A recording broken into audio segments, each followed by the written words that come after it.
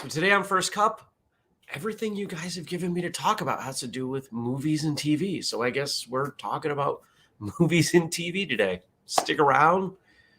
We'll dig into it. Rolling in 15.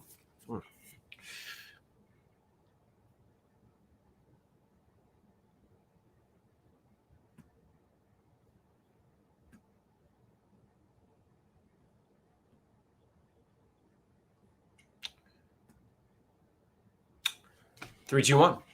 Good morning, everybody, and welcome. Today is Wednesday, which I knew that 6 seconds ago. December 8th, 2021. My name is Jeremy, and this is my first cup of coffee. I was thrown off briefly because I was trying for the first time to stream to Instagram, and there's kind of a workaround, and it didn't work. And the program that we use here was all like, what are you doing? And I was afraid I broke something. I did not break anything, so we will try again another time. Good morning, Stacy. Good morning, Daniel. Good morning to all of you, whether you were watching live, whether you're coming through later, watching, listening. Thanks for joining me. I appreciate all of you. How was your Tuesday? Was it a good day? I had a good day.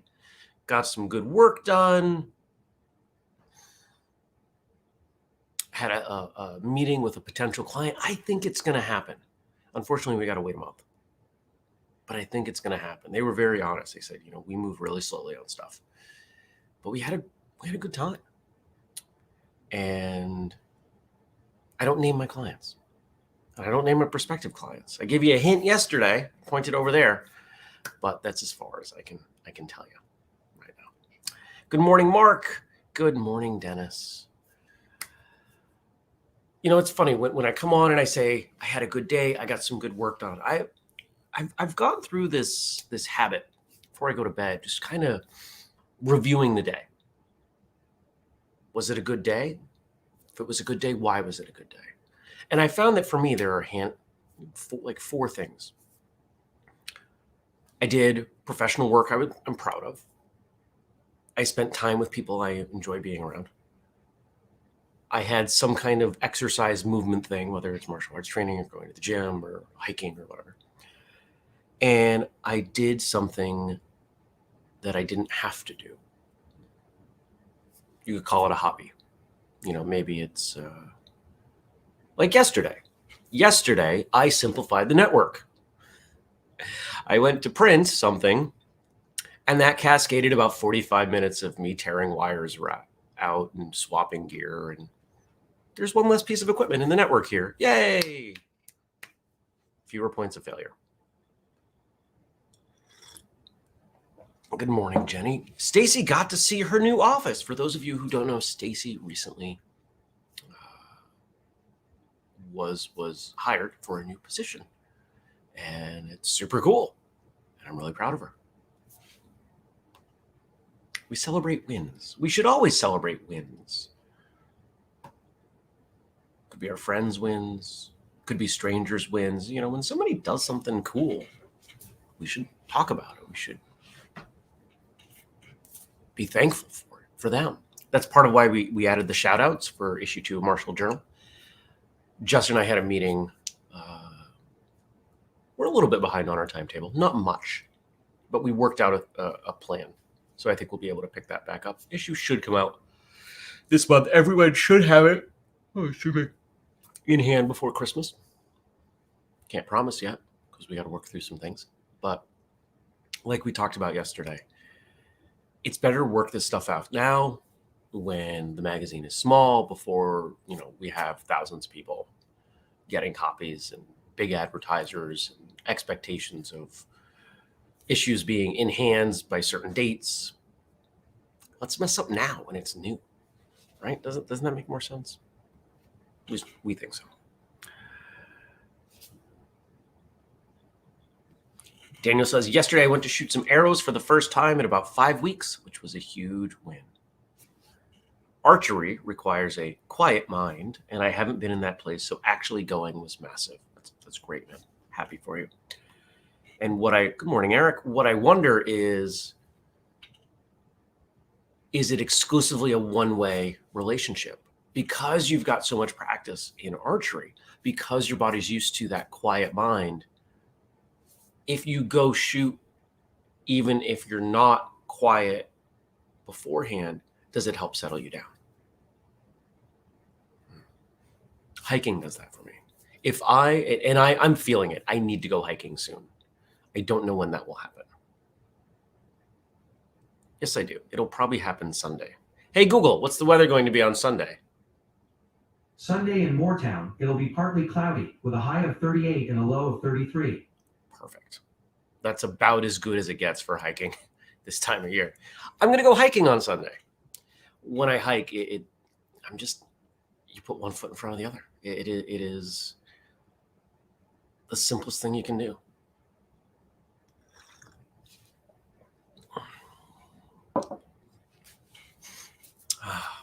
What else did I do? How else did I check those boxes? So I said 4 things.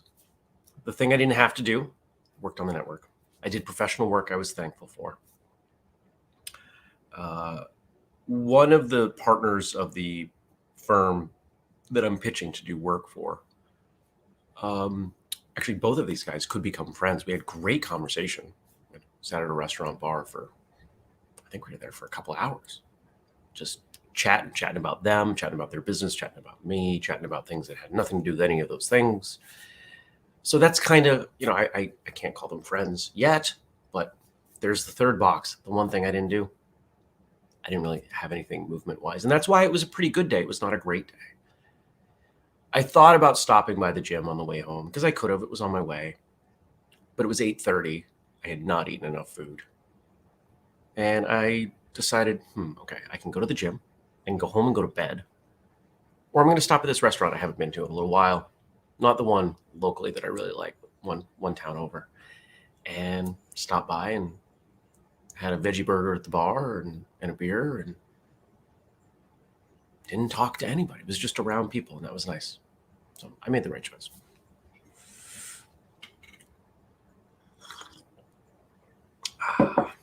So that was what I was wondering. So I asked Daniel, can that settle your mind? It can, but honestly, if you're not quiet, then I simply miss, and that's annoying. I understand. If you go into something with the wrong mindset, it can escalate. There are times I've gone to the gym, I drag myself to the gym, and I get there and I'm just not feeling it. It's like, you know what? This is the type of setup where I could hurt myself. Because you just try to power through things. No, those are the days I get on the treadmill and I just put on an audiobook and I just try I'm going to be here, and I figure out how long I'm going to be there or how far I'm going to go or how many calories I'm going to make the treadmill tell me I've burned, which, by the way, in case anyone doesn't know, those are horrible lies. They grossly overestimate on all cardio equipment. And then once I hit that number, I go home and I feel better. It doesn't solve the problem, but it helps. Can you hear that? This is the first time I've heard the hydroponic setup in a while. Something's going on. I'll have to figure out what's going on. Meh. That's frustrating. What's going on today? Oh, you know what else we did yesterday? Had a conversation with Andrew about All In Weekend. We talked about the logo, which is going to be super fun. That is on my list for today to work that concept and get that developed, and other things that we're doing for All In Weekend. It's going to be great. It's really going to be great.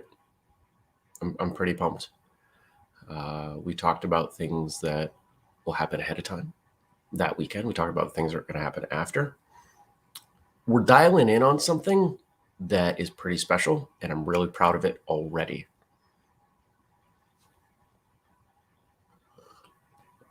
Those of you who are coming, you're going to love it. Good morning, Tommy. All right, so today, I just mentioned some of the things I got to do. Have a conversation with Gabe and Jenny this afternoon about those of you who've been around, I kind of like teasing things out. And especially here on First Cup, I like letting you know stuff that I don't tell everybody else. I will, when things are official, usually announce them in the Patreon, especially if it's something that we don't talk about elsewhere. Like the big guest that I hinted at, that's in the Patreon. Actually read something from the big guest yesterday. But when it's something that's kind of, I think this is going to happen, and I get excited about it, I usually tell you. If I'm surprised, actually, it might be happening, that our competition doesn't watch this show. Because if you want to know all the things that are going on and the things that we're trying to do, you would watch this show. But having a conversation with Gabe and Jenny about collaborating on something. Collaboration. Do I want to say more? No, I don't yet. I'll wait. I'll wait and say more maybe tomorrow.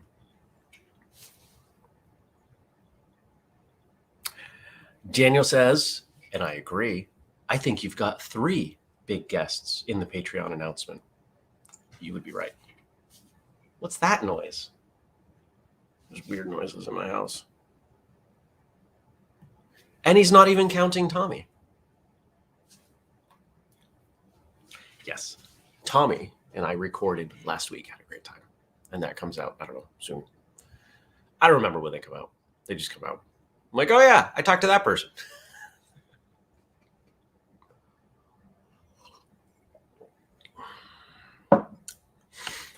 Other things today, client stuff. I might try to go to Home Depot and buy some lumber for this thing that I'm trying to do. Definitely going to go to the gym. I was going to go to the range, but I haven't been to the gym since what? Sunday? Saturday?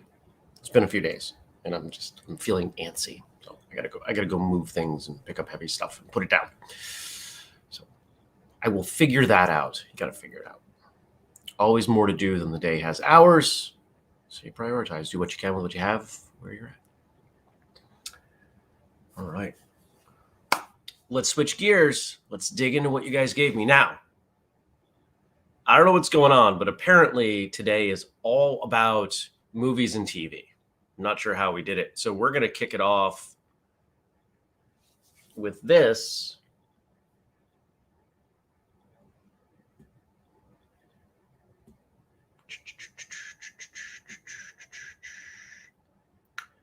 We're going to kick it off with this.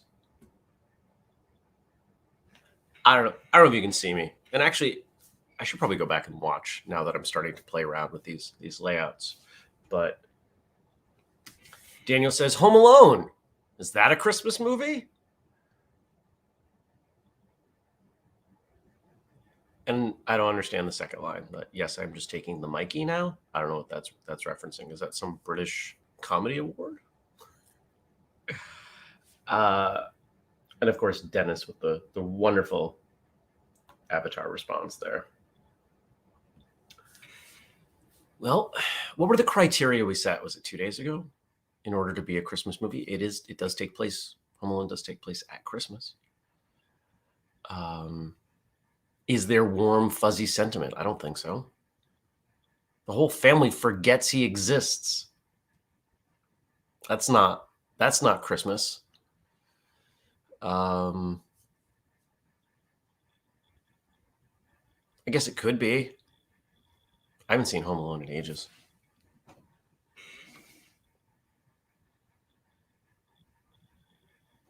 Jetty says yes, because the family is reunited. And Daniel says that taking the Mikey is a polite version of taking the P. I understand now. And Jenny, you can tell Jenny's a mom. And Kevin does his chores without supervision. Daniel saw it at the cinema on Sunday. I get it.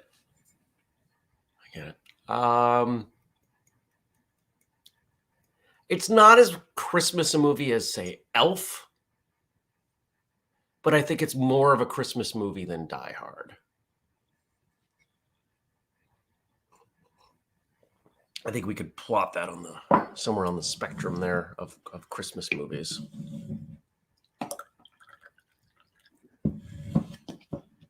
You know, it's funny. I mentioned Elf. I'm not a Will Ferrell fan, but Elf has grown on me as a film over the years. And I think it's because his character is just so naive, so genuine, so childlike.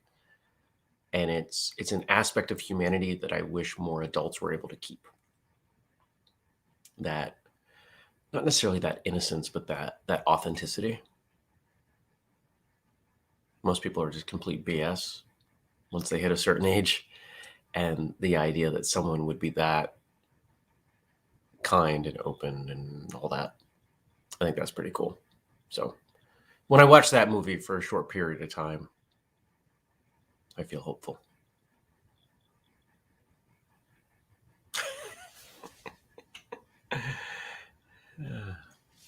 Daniel says, Elf has grown on you? Sounds about right. You know what else grows on you? Warts. That's true. They do.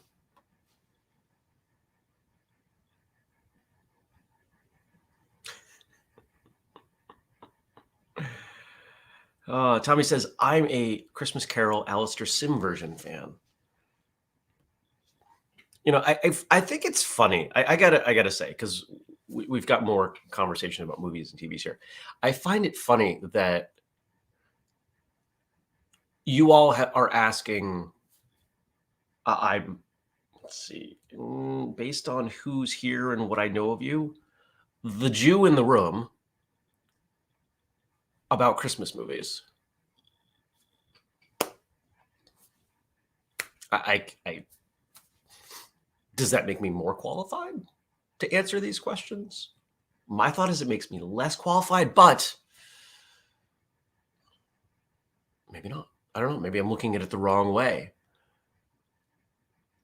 I grew up with a Christmas tree because decorating a Christmas tree is fun. So I'll have a foot over the line. Why not?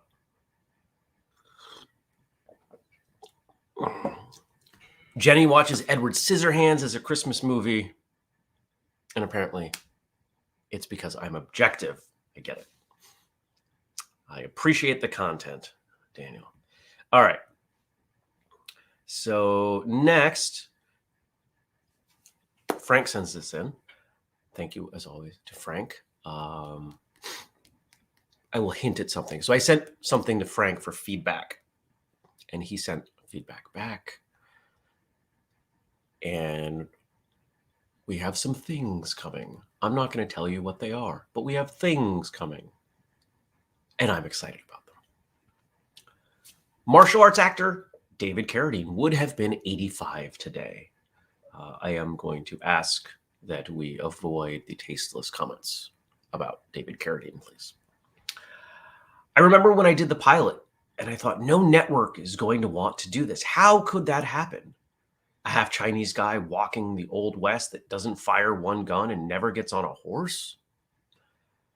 You know, it's hard to overstate the relevance of Kung Fu as a series. And I think more importantly, Kung Fu is a bridge. Kung Fu as a show bridged the martial arts films of the 70s with the mid to late 80s films, right? Like if you look at 1981, 1982, you don't have anything on the level of the Bruce Lee stuff that comes up through the 70s and the Van Damme Seagal stuff of the mid to late 80s. Kung Fu kind of occupied the middle. Hey, Google, when was Kung Fu, the TV series, on? According to Wikipedia.org, the series aired on ABC from October 1972 to April 1975 for a total of 63 episodes. Okay. Do you want a little more context? No. Forgive me. My timetable is wrong. I must be thinking of it in terms of reruns. And maybe that statement Sorry, I didn't understand. No.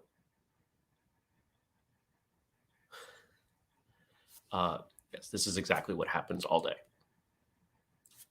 I talk to these things because there's no one else to talk to, and then we argue. I must be thinking about in terms of reruns, and I think the reruns themselves do kind of fit what I'm talking about. But in my head, the series came out in the late 70s, so good to know. Next, moving. Oh, look at all these comments. Okay. Daniel's asking, is the thing that I got feedback from Frank on, is it the official whistlekick joke book? No. And I don't think we would call it the official whistlekick joke book. I think we would call it the official Frank joke book. He has so many. He really does. I would love to do a joke book with Frank. Frank, if you want to do a joke book, let's do it.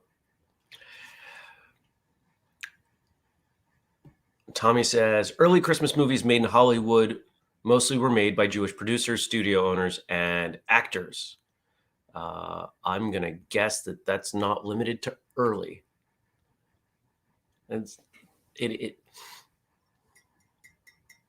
know what? If you guys want to talk about this sometime, we can talk about this. I will leave it to you all if you want to ask this question. But there is a reason, a non-conspiratorial reason, why people of Jewish lineage tend to end up in certain professions, one of them being media. So if you ever want to talk about that, we can talk about that. But I'm not going to just force that on you. Jenny says, I was thinking the same timeline you were. I'm surprised. Okay, I feel better. Good morning, Andy. Andy's off to work. Have a great day, my friend. All right, next. That was just one. We're still on the first one. There's an alternative. There's always a third way, and it's not a combination of the other two ways. It's a different way. Now, I don't know what that's referencing, but at the same time, does it matter? There's always another way. I've had arguments with people, and as much as one person can argue, when someone says, I have to do this. No, you don't. Well, yeah, I do. You can't not do it. Well, I can, but, okay, so it is a choice. You just don't like the alternative.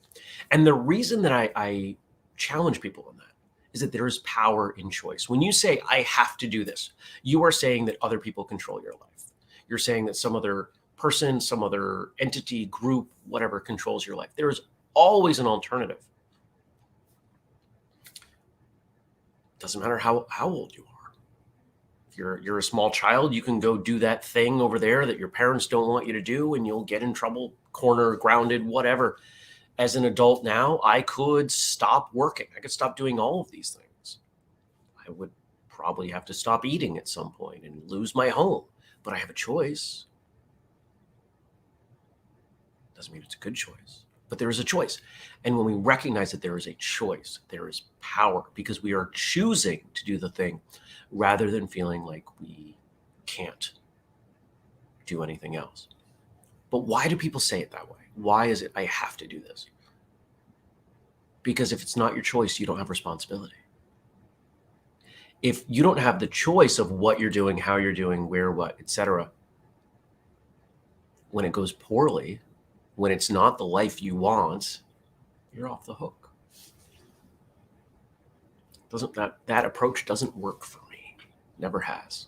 I have always designed my life as much as I can. Do what you can with what you have where you're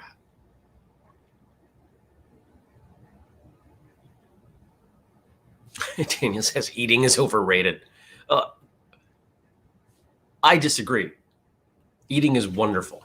Tommy says power and choices and freedom is part of taking ownership of the situation. Yes. Yes. And it is unfortunate that so many of us use that language and see things in that way because we condition kids. We're conditioning them to grow up and be cogs in a machine, that they don't have choice. And that's sad to me. It's one of the things I'm most thankful to my mother for. She didn't phrase it this way, but I could do whatever I wanted. She just wanted me to do things and excel at them. If I was going to do something, I needed to be all in. I needed to do it right. And I didn't fully appreciate that then. I do now.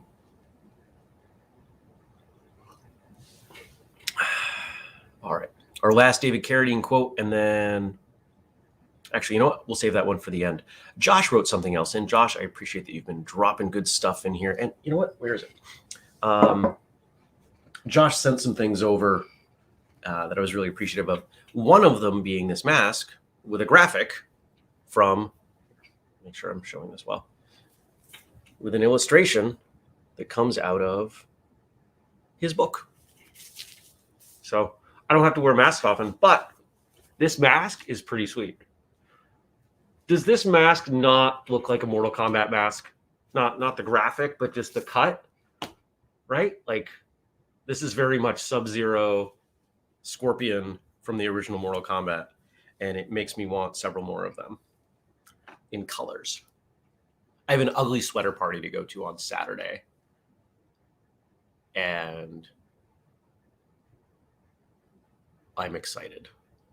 That's completely random, but throwing that out there. Ooh, Daniel says, talk of David Carradine is reminding me that you don't like Kill Bill. I'll need to stop asking you about films now. Your opinion is obviously wrong. I don't like Tarantino. I just don't like Tarantino. And he agrees that is a sweet looking mask. If you guys haven't checked out what Josh Blum does with his podcast and his book and all the things he's got going on with the 13th Hour, he's got cool stuff. If you've listened to the episode Josh and I have done together, we did a few things that really kind of set the tone for what became How to Fight. We work well together. And if we work well together, there's enough overlap there that I've got a feeling you all would appreciate some of the things that he does. So check him out. Check out Josh and what he does.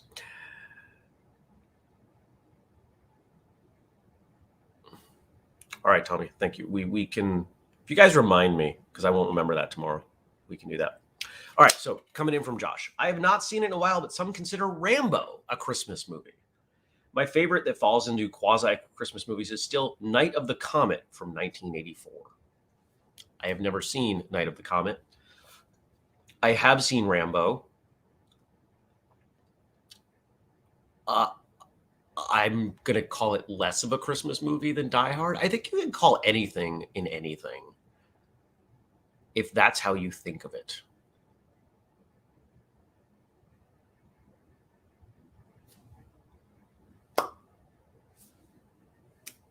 Not going to, doesn't affect me. If you call Rambo a Christmas movie, it doesn't impact me unless, I don't know, maybe we're having some form of discussion about Christmas movies and you say that Rambo's a Christmas movie and then I decide you're insane and then we stop talking. Just kidding.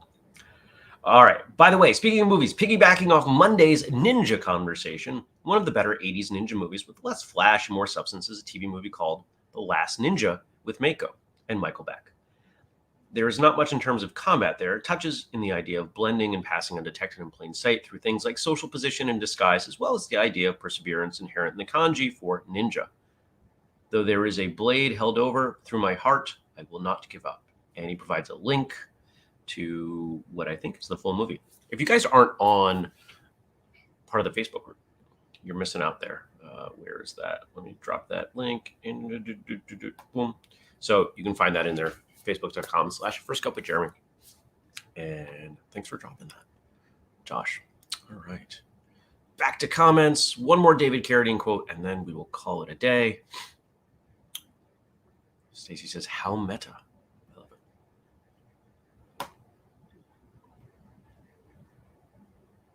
it.